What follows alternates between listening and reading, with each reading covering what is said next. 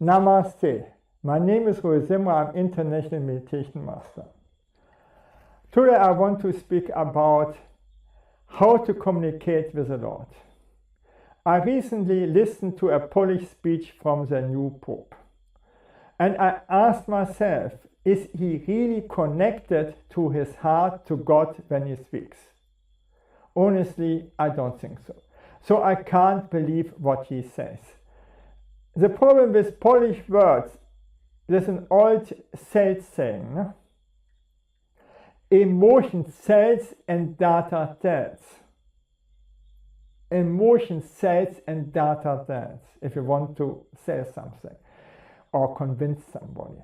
When you sing, speak or sell, you want to make an impact. And if your words come from real emotion, you connect with people.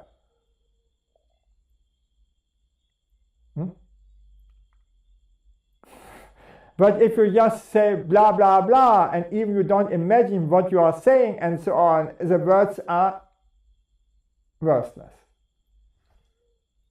But if your emotion driving your words, like with me, but a Polish speech, nobody is interested, not even God, in a Polish speech. And then they make gloomy prayers and so on. So much bullshit, no? Instead just to speak to God with your emotions. Lewis on prayer. C.S. Lewis on prayers, he is one of the greatest priests, and he also a great psychologist and so on. And my God, his speeches are awesome. After the Pope's speech, I was drawn to a video by C.S. Lewis, How to Talk to God the Right Way. And his message cuts through. God is not impressed by Polish speeches or prayers. He rather ignores them. I was correct my whole life. If you pray out of need, or let your words flow from humility, God hears you. But otherwise, never. You see, I'm emotional, and you see that I connected right away with God.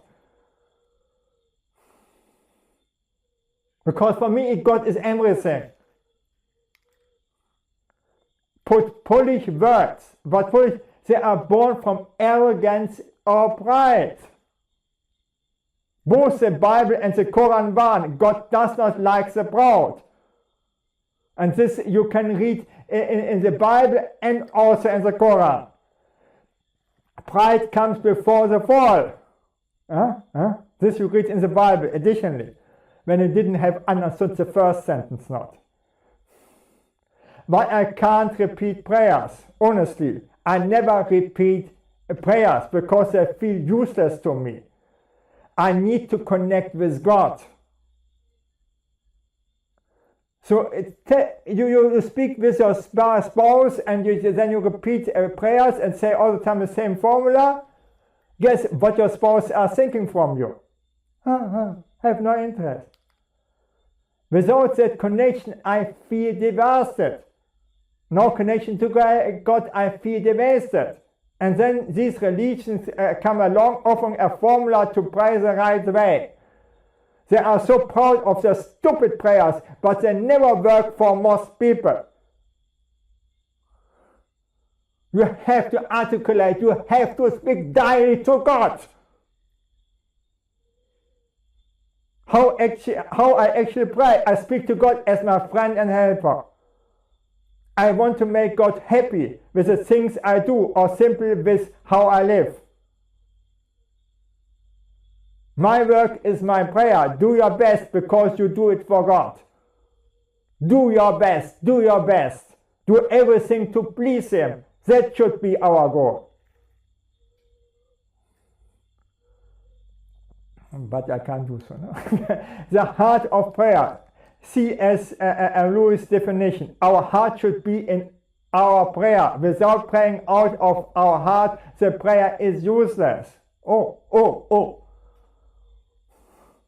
Prayer is not to impress God. It is to reveal yourself to Him. It is to reveal yourself to Him.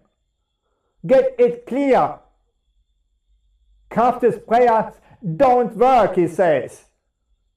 That's what I told you before. But when we pour our heart out to God, raw, real, vulnerable, He responds. Raw, real, vulnerable. That you cry to God. For my God, it is so easy. Jesus in the garden. Think of Jesus in the garden of Gethsemane. He didn't recite a Polish prayer. He trembled. He sweated drops of blood. His prayer was so raw, so vulnerable, it still echoes today. Oh.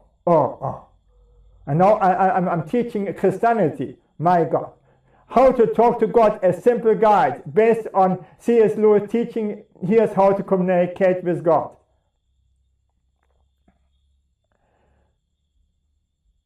Okay, the formula. Instead of do this, polish, memorize prayers, speak from your heart, your real feeling, trying to impress God, be humble and honest about your need. Repeating formulas, pour out your worries, fears and desires. Praying to look good, reveal yourself, the good, bad and ugly. Using fancy religious language, speak like you are talking to a close friend. The first is what you should not do, the second is what you should do. Final thought, God doesn't want you eloquence. He wants you, your heart, your struggle, your honesty.